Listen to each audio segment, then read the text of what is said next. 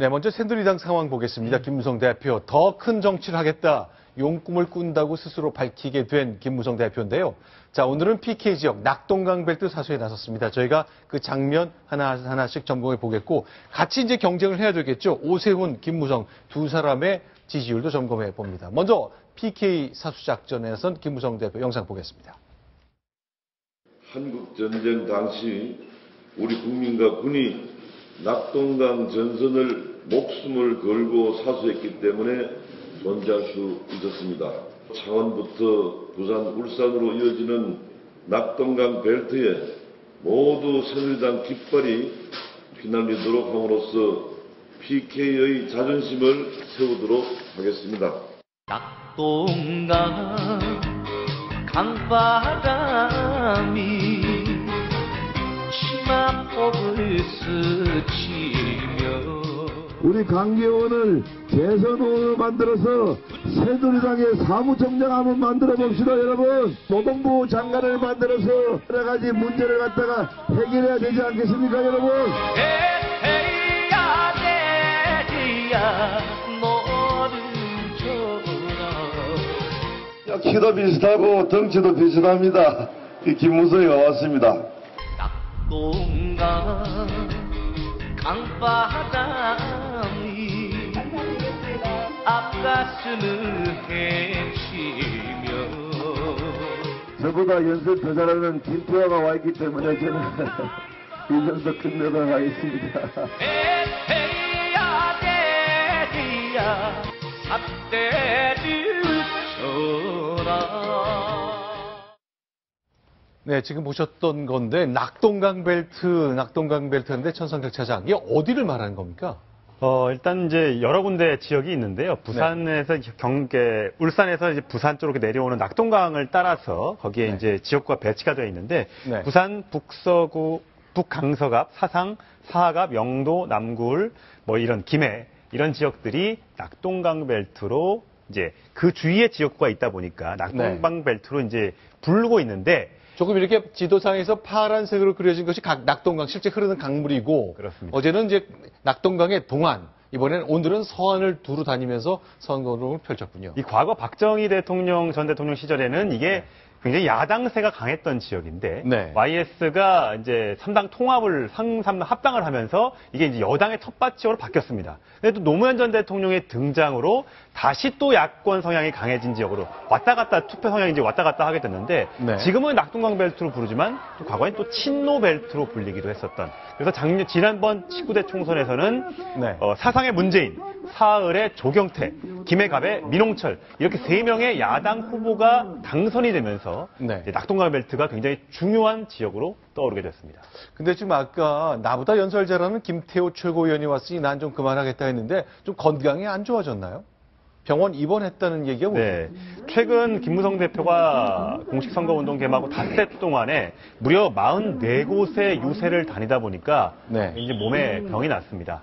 또 뭐 목만 쓰겠습니까? 덩치 때문에 또 업어주잖아요. 진도 좀 빠졌나 봐요. 그래서 이비인후과를 다녀와서 오늘 좀 늦게 유세 현장에 도착했는데 그런데도 불구하고 생생하게 열심히 유세를 하면서 낙동강 벨트를 좀 제발 새누리한테 넘어오게 전부 다 우리가 이길 수 있도록 도와달라면서 지지를 호소했습니다. 자, 그런데 아까 좀 유세할 때 봤습니다만 우리 새누리당 후보 당선되면 노동부 장관도 해야 된다. 역시 노동 문제 또 노동자들이 많은 창원 지역이다 보니까 그런 것 같은데 창원 지역은 새누리당으로서는 쉽지 않은 선거가 될 것처럼 현재까지는 보이네요. 일단 저희가 단일화, 그러니까 국민의당을 뺀 정의당과 더불어민주당의 단일화가 이루어졌습니다. 문재인 전 대표가 직접 가서 단일화를 성사시켰다고 봐도 과언이 아닌데 노회찬 후보가 일단은 단일화의 효과를 거둬서 오차범위 바깥에서 새누리당 후보에 앞서 있는 것으로 지금 여론조사 결과가 드러나고 있습니다. 물론 오차범위 내에 박빙인 여론조사도 결과도 있기 때문에 아직 섣불리 그 선거 결과를 예측할 수는 없습니다만 가장 최근에 나온 여론조사 결과로는 노회찬 후보가 지금 두 정당의 단일 후보로서는 그러니까 국민의당을 제외한 후보로서도 현재 경쟁력을 갖고 있습니다. 창원에서도 그렇고 최근에 이제 어제 오늘 사이에 경남 지역 방문한 자리에서 김무성 대표가 새로운 얘기를 좀 꺼냈습니다. 아니 새롭다 할 수는 없겠지만 다시 한번 강조하는 얘기가 있는데요. 자, 이 얘기 들어보시고 죄송합니다. 김무성 대표의 선거 유세 스타일, 대통령을 꿈꾸는 그의 스타일과 관련된 얘기를 좀 나눠보겠습니다. 영상 듣겠습니다. 북한의 김정은이가 핵폭탄 만들어가지고 개성공단을 중단시켰는데 이것을 가지고 문재인 대표가 그러면 북한하고 전쟁하자는 말이냐 이렇게 위협을 했습니다. 문재인 대표는 그러면은 북한에게 항복하자는 말인지 우리 국민 앞에 나와서 이야기해 주기 바랍니다. 노회찬 의원은 과거에 통진당과 같이 당을 한 적이 있습니다. 이석기와 같은 종북주의자들이 10명 이상 국회에 잠입하게 만든 그러한 정당 아닙니까 여러분? 저 질문이 있습니다. 박상원 부국장께 먼저 드릴게요. 저게 이제 이른바 색깔론입니까? 아니면은 여당의 대표로서 보수 정당의 대표니까 할 수 있는 말을 한 겁니까?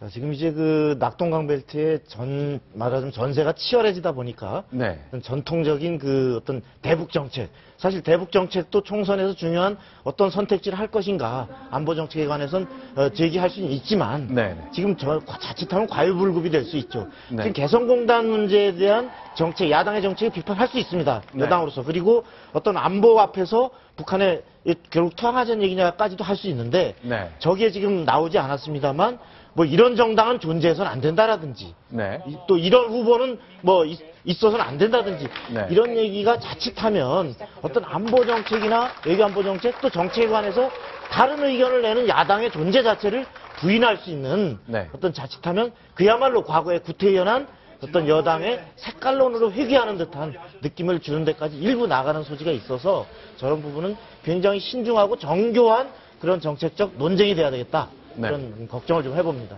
양지열 변호사, 이건 어떻습니까?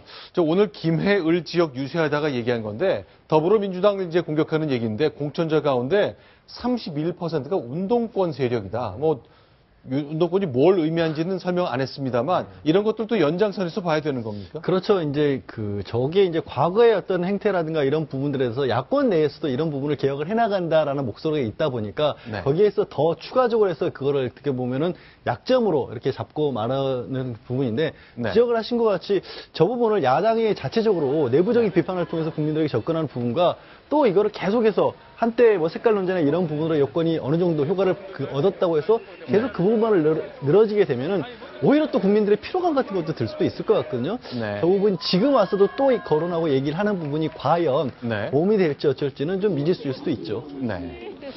지금 아무래도 선택과 집중이라는 그런 카드를 쓰는 것 같아요. 그러니까 네. 뭐 여러 가지 이슈가 있음에도 불구하고 경제 이슈도 있을 수 있고 네. 지역 현안도 있을 수 있는데 유독 저런 얘기를 하는 거 보면 아무래도 이제 선택과 집중을 통해서 야당을 조금 궁지에 몰겠다라는 생각이 있는 것 같아요. 네. 근데 이제는 하나 지금 뭐 양쪽에서 다 얘기가 나왔습니다만은 네. 그러나 지금 총선과 대선에서 최근 들어서 가장 먹히지 않는 것이 네. 부풍하고 이념 논쟁입니다. 아하. 제가 볼 때는 예. 최근에 오면서 가장 먹히지 않는 게 그것이고 지금 저거 아까 얘기한 것처럼 운동권 세력이라고 해서 일괄되게 몰아서 비판하기는 좀 어려운 대목이 있거든요. 사실 저희들 세대만 하더라도 네. 사실은 일선 현장에서 저희들이 80년대 그 운동권 세력과 접촉했던 기자, 네. 현장 기자들이었거든요, 전부. 그랬을 경우에 사실은 거기에 대한 어떤 뭐랄까 빚진 듯한 그 느낌이 있어요. 네. 자기의 어떤 모든 걸 다 버리고 네. 대한민국의 민주화를 위해서 노력했던 사람들에 대한 어떤 빚진 것도 있는데 저 부분에서는 잘못된 부분은 좀 지적을 해야 되겠지만 네. 일괄적으로 운동권 세력이기 때문에 대표가 되기 어렵다라는 거는 조금 납득하기 어려운 그런 대목도 있습니다. 실제로요, 이제 이런 말들이 내년 12월 달 대통령 선거 치러지지 않습니까? 바로 이제 며칠 뒤면 총선이 있고요.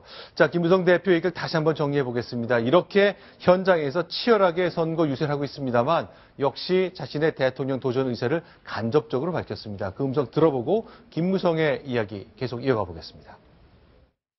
이번 선거가 끝나면은 이제 당 대표는 그만두려고 합니다. 이제 더 큰 정치 해야 되지 않겠습니까, 여러분?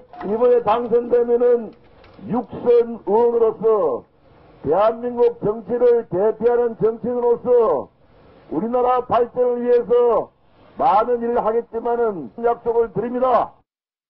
하는 말로 그냥 하는 말이지. 조금 말씀 그냥 하는 차 빨리 오래.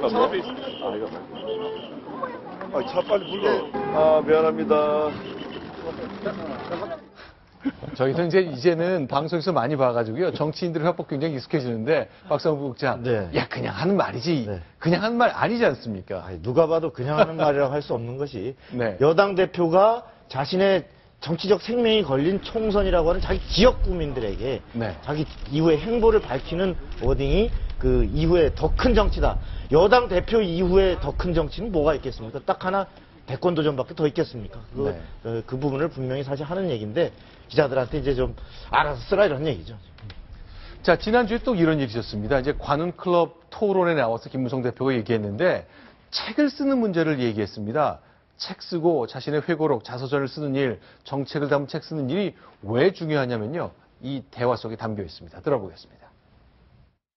다른 선배들이 자서전 쓴 거를 쭉 읽어보면은 결국 자기 자랑이고 결과적으로 남을 비판하는 세상에 드러나서는 안 될 그런 비하인드 스토리가 많이 나오는 것을 보고 나는 절대 자서전을 쓰지 않겠다라고 결심을 한 적이 있는데 최근에 생각이 조금 바뀌어서 다른 방향의 어떤 책을 하나 써야 되겠다 해서 지금 준비 중에 있습니다.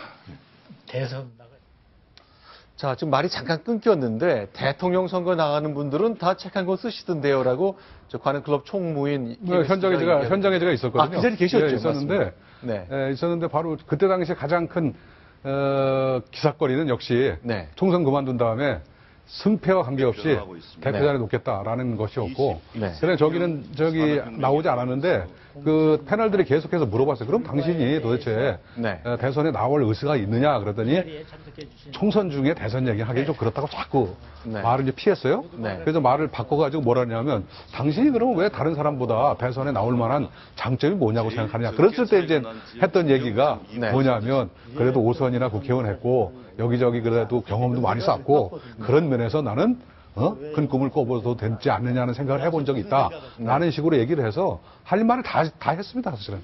그때. 총선 때 대선 얘기하는 게 적절치 않다. 할 말을 말은 다 했던 거네요. 네. 자, 남들은 잘 과거에 썼던 자서전들 보니까 남 욕하게 되는 거기 때문에 안 쓰겠다고 했는데 생각이 바뀌었다는 것은 제가 볼 때는 정책집이 아닌가 싶은 느낌이 얼핏 들었습니다. 그러니까 네. 자서전이 아니라 네. 자기가 경험했던 것을 통해서 대선의 어떤 구상 같은 걸 밝힐 수 있는 네. 다른 방향의 책을 생각 중입니다. 준비 중이다 그랬지 않습니까? 네. 근데 내가 볼 때는 뭐 그렇다면 정책집이나 네. 그런 거밖에 없다. 라고 생각이 얼뜻 들더라고요. 그러면요, 지금 얘기했던 약간 종북 세력이 많다, 운동권 세력이 많다, 이런 지적이 어떻게 보면 대선 후보답게 뭔가 미래를 이야기한다기보다는 과거의 기록을 얘기하는 거잖아요. 이것이 좀 부담이 되지는 않겠습니까? 아니면 이거는 뭐 선거를 치르는 당대표로서 마땅히 부담이 좀 있더라도 해야 할 말이라고 봐야 되는 겁니까? 아니, 그런 그 어떤 정치적, 외교 안보 정책이든, 네. 경제 정책에 대한 비전이든 이것은 대권주자로서는 어차피 밝혀야 될 네. 자신의 소신이고, 특히 김무성 대표의 경우는 외교 안보 정책에 관해서는 분명하게 보수 입장을 견지하고 있고, 사회 노동 정책에 관해서는 지난번 유승민 전 원내대표와 다소 비슷한 생각이 있습니다. 네. 근데 그런 부분에 대해서는 그것이 자서전이 됐건 정책집이 됐건 네. 자신의 어떤 여러 가지 국가 운영에 대한 경영에 대한 견해를 밝히는 그런 책이 될 수밖에 없을 것이고 네. 그것은 자신의 향후의 노선을 밝히는 그런 하나의 중요한 판단 기준이 될 수밖에 없을 겁니다. 자, 그럼 천상 차자. 그런데 차기 대선 지지율을 보니까요, 김무성 대표가 여당, 그러니까 빨간색 기둥인 여당 후보 가운데 가장 1등이었는데 오랫동안 그러다가 이제 최근 들어서 변화가 좀 생긴 거죠. 그러니까 최근에 당내 공천 파동을 겪으면서 이제 인기가 좀 떨어졌고요. 또 오세훈 전 서울시장 종로에 출마한 오세훈 후보가 여론조사에서 이제 상당히 종로에서 당선될 가능성이 높다는 여론조사가 나오면서 네. 오세훈 후보가 일약 여당의 차기 대선 후보 1위로 올라섰는데 물론 두 사람 간의 격차는 그렇게 크지는 않습니다. 오차범위 내기 때문에 누가 완전히 기세를 잡았다고 볼 수는 없지만 저 밑에 있었던 그러니까 다시 한 자릿수에 그쳤던 오세훈 후보가 추세상으로 이렇게 올라오고 있다는 점에서 김무성 후보로서는 이제는 긴장할 수밖에 없는 상태가 됐습니다. 근데 궁금한 게 이게 총선 국면 맞아서 매일 TV에 나오는 김무성 후보보다 대표보다 오세훈 후보의 지지율이 쑥쑥쑥쑥 커졌다? 뭔가 배경이 있는 겁니까? 어떻게 좀 해석을 할 수 있죠, 이런 현상을? 사실 저 부분은 당연히 어떤 여론조사 전문가들은 어찌 보면 예상을 했던 현상인데요. 아, 예. 김무성 대표는 어쩔 수 없이 여당의 다른 주자들이 안 보이는 상황에서, 물론 반기문이라는 지금 구름 위의 존재를 띄워놓으면 완전히 다른 조사가 나옵니다만, 네. 반기문 총장을 빼고서 네. 했을 때는 여권에서 대한부재다 보니까 뭐 김무성 대표 웬만하면 뭐 친박 성향의 유권자들도 이렇게 여론조사 나오면 이렇게 찍어줬는데, 던져줬는데, 지금 요번에 공천에서 확실하게 박근혜 대통령과 같이 갈 수 없다. 네. 이러한 어떤 분명한 판단을 내린 유권자들이 빠져나가면서 이번에 종로라고 하는 상징성이 큰 데서 경선이라고 하는 또 일종의 컨벤션 효과를 거치면서 네. 주목받아온, 그리고 무엇보다도 과거 복지, 무상복지에 대해서 상징적 존재로 다시금 비중이 다시 보기를 하고 있는 네. 이러한 오세훈을 다시 보면서 어떤 차기 대권 주자로서의 자리매김이 이번 총선 국면에서 급격히 높아질 것이다 라는 예상된 지금 수순으로 가고 있는 거 아니냐, 이런 분석이 많습니다. 네. 저는 거기다 하나 더 붙이자면 오세훈 씨는 최근 들어서요. 네. 마이너스 요인이 하나도 없습니다. 아. 상처받을 일이 없습니다. 네네. 이번에 그 경선에 통과되면서 네. 굉장히 강한 후보라는 인상을 주면서 플러스 요인만 있다. 네. 그렇기 때문에 올라갈 수밖에 없다는 것이고, 저는 그 반기문 사무총장도 완전히 그런 의미에서 굉장히 높은 네. 그런 지지율을 받다고 봅니다. 왜냐하면 반기문 총장 같은 경우에요, 국내 정치에 개입을 하지 않기 때문에 네. 지적을 받거나 상처를 입거나 오물을 뒤집었을 일 하나도 없습니다. 네. 그런 부분들이 거기에 많이 반영이 되고 있다. 근데 그분이 이제 앞으로 이제 네. 김종인 대표나 또는 김무성 대표도 얘기를 했듯이 네. 국내 정치에 이제 들어와 가지고 예를 들어서 발언을 하거나 네. 행동을 하거나 그랬을 때는 달라질 것이다. 라는 게 제 생각입니다. 그러니까 박근혜 대통령을 아주 좋아하는 열성 지지자들한테는 그동안 이제 일부가 김무성 대표가 차기 대선 후보가 될 수 있겠다. 왜냐하면 대표로서 대통령을 잘 모셨잖아요, 그동안. 근데 그 상황은 이제 더 이상 가지 않을 것으로 보고 좀 변동도 있을 것 같은데, 어쨌건 김무성 대표가 총선도 치르지만 대선도 얼마 남지 않았기 때문에 지금 보시는 영상처럼 가족들도 같이 하고 하면서 굉장히 친숙한 모습도 계속 반복적으로 보여주거든요. 자, 손주죠. 네. 손주를 뭐 SNS에서도 자주 소개하지만 저렇게 실제 네. 또 유서의 현장에 또 같이 나와서 저렇게 네. 친근한 이미지를 보여주고 있습니다. 요즘에 어쨌든 유권자들이 저런 친근함, 우리와 정치인이지만 여당 대표지만 우리와 아주 익숙하고 아주 친근하고 똑같은 우리와 같은 할아버지, 우리의 아버지라는 이걸 보여줌으로써 네. 유권자들에게 아마 어떤 감성적인 호소를 할 수 있다는 점에서 김무성 대표가 저렇게 가족을 많이 도움을 좀 받고 있는 것 같습니다. 대선 후보급 인사가 손주랑 뽀뽀하는 장면 전 처음 보는 것 같네요. 저기 제 주변의 경험을 네. 얘기하자면 저거 보여주는 게 아닙니다. 아, 실제로 저렇습니다. 네. 손주를 정말로 네. 제 친구들도 보면 지금 손주 본 친구들이 굉장히 많은데 네. 저거 뭐 보여주는 게 아니라 실제로 손주 바보들이 다 돼 있습니다, 지금. 네. 자, 지금 보시는 장면이고요. 자, 지금 방금 전에 빗속에서 이제 목발을 짚고 있던 것은 부인이죠. 김무성 대표의 부인. 발목이 부러졌기 때문에 저기 깁스를 한 장면 봤습니다. 자, 그렇게 목발 짚은 부인, 가족들과 지역구 영도를 찾아서 주말에 빗속에 유세했던 장면까지 보고 있습니다. 자, 그런데 자, 이제 엄살 전략도 꽤 있는 것 같아요. 우리가 뛰어나다고 이렇게 자신감 전략도 있지만 엄살 전략이 좀 있는 것 같은데, 자, 방금 보셨던 이 창원을 찾았죠. 김무성 대표가 여러 가지 얘기를 하니까 노회찬 후보도 좀 부담이 될 것 같습니다. 어떤 엄살 전략을 폈을까요? 역시 라디오 인터뷰 들어보겠습니다. 과거에도 김무성 대표가 피켓에서 국민 여러분 도와주십시오라고 살려주십시오. 광화문 광장에서 1인 시위한 적도 있었어요. 네, 이건 전형적인 엄살이라고 보고요. 180석을 기어코 얻으려는 그런 몸부림이 아닌가 생각됩니다. 수도권의 야권 분열 상태가 변함없이 투표일까지 간다면은 제가 볼 때는 새누리당이 170석 이상은 이미 확보한 것으로 봐야 할 것이다. 우려되는 현실입니다. 네, 어떻습니까? 양쪽 다 지금 여권이나 야권이나 네. 여권 같은 경우에는 이제 공천 사태로 인해서 수도권을 중심으로 해서 특히 지지세가 많이 떨어졌다라고 네. 하는 위기의식을 가지고 있으면서 그 부분을 또 집중적으로 지지자들이 호소하고 있는 상황이고, 야권은 야권대로 야권이 분열이 됐고 야권 연대가 결국 제대로 이루어지지 못하면서 네. 똑같이 어려움을 겪고 있다는 걸 호소하고 있어서, 그래서 각 양쪽에 어떻게 보면 지지층들에게 결집 효과가 있지만 네. 중간에 부동층들이 누구 쪽의 호소, 누구의 엄살에 더 귀를 기울일지는 네. 선거가 끝나봐야 알겠죠. 그렇겠죠. 자, 지금 여긴 부산 사상구인데요.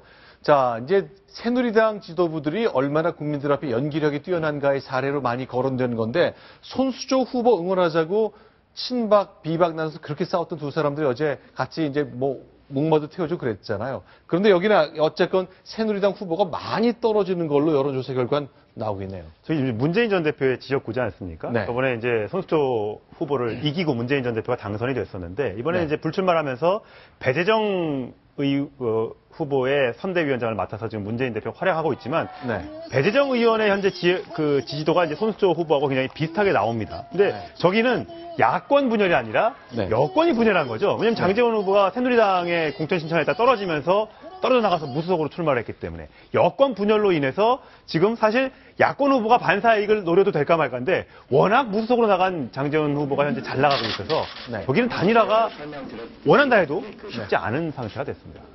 근데 저 경우에는 제가 항상 의문이 되는데 저쪽인데 네.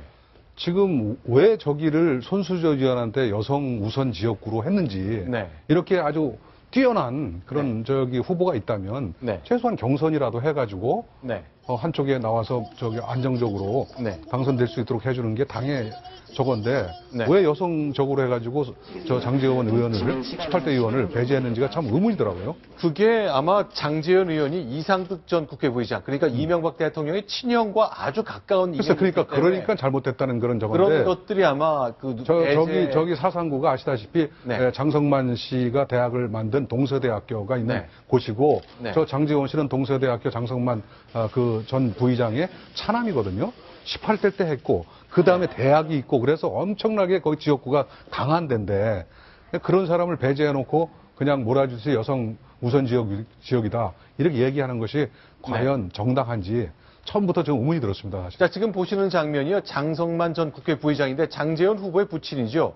그런데 지금 저 선관위에서 부산 선관위 차원에서 장제원 후보를 고발하겠다고 나섰습니다. 양절 변호사 어떤 겁니까? 지금 이제 선관위에서 고발한 내용은 뭐가 되냐면 네. 장제원 후보가 선거운동 기간이 시작되기 전에 네. 교회를 찾아서 그 교회에서 자신의 선거운동을 했다. 네. 그러니까 평소에 다니지 않았던 교회였기 때문에 그곳에 가서 얘기를 한 것 자체가 그러니까 선거운동 기간 위반이라는 거고 이게 이로부터 한 4차례가 있었다는 건데 네. 물론 이제 장제원 후보 같은 경우에는 그 부친이 돌아가셨을 때 그 자기 상가에 찾아가셨던 장로님이나 목사님들에게 고마움을 전하려고 찾은 것 뿐이다라고 얘기를 하시는데 네. 지금 좀 전에 말씀하신 것처럼 저 지역구 전체에 네. 워낙 장제원 후보의 개인적인 인연이 있는 데가 굉장히 많을 수밖에 없는 거기 네. 때문에 또 저렇게 걸기 시작하면, 그러니까 건다는 표현이 좀 이상한데 하여튼 찾기 시작하면 실제로 문제가 될 소지가 있는 부분이 많을 수도 있죠. 네. 자, 어쨌건 이제 공천 배제됐고 지지율은 굉장히 앞서가는데 몇 가지 이제 그 교회에서의 활동 때문에 선관위에서는 불법 선거운동으로 고발이 들어갔거든요. 그냥 뭐 경고 이런 게 아니라 검찰의 고발이기 때문에 선거 전이건 후건 간에 그 결과가 나오는 대로 어차피 또 판단을 받아야 되는 게 좀 남아 있습니다. 아직 그래서 4상구와 관련해서는 좀 유동적인 상황이 좀 있다는 걸 봐야 될 것 같고요. 천석 차장. 이제 새누리당 얘기 조금 더 해보겠습니다. 이게 이제 오늘 아침 신문에 전면 광고가 나온 내용인데 1년 동안 이 광고를 보관해달라고 새누리당이 요구했군요. 네. 대한민국과의 계약, 이렇게 이제 빨간 글씨로 써 있고, 이 광고를 1년 동안 보관해달라. 약속을 잘 지키는지 안 지키는지 국민 여러분께서 판단해달라는 건데, 뭐 5가지의 공약을 적고 있습니다. 대한민국 모두를 위한 갑을개혁. 갑질하는 뭐 국회를 바꾸겠다는 거겠죠.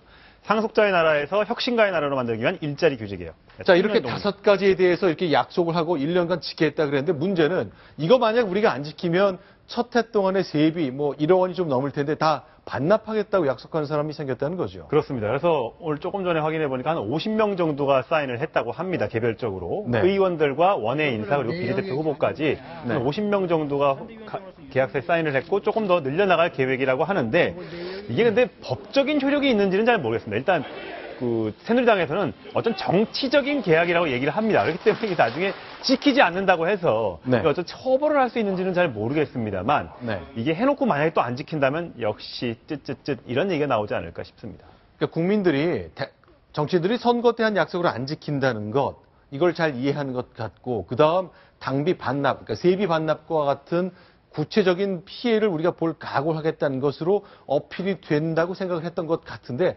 생각만큼 50명이면은 전폭적인 참여는 아닌 거네요. 그건 왜 그렇죠? 50명이 아니고 앞으로 이제 전원 받기도 어렵겠지만 네. 설사 전원이 서명했다 해도 안 지켜질 겁니다.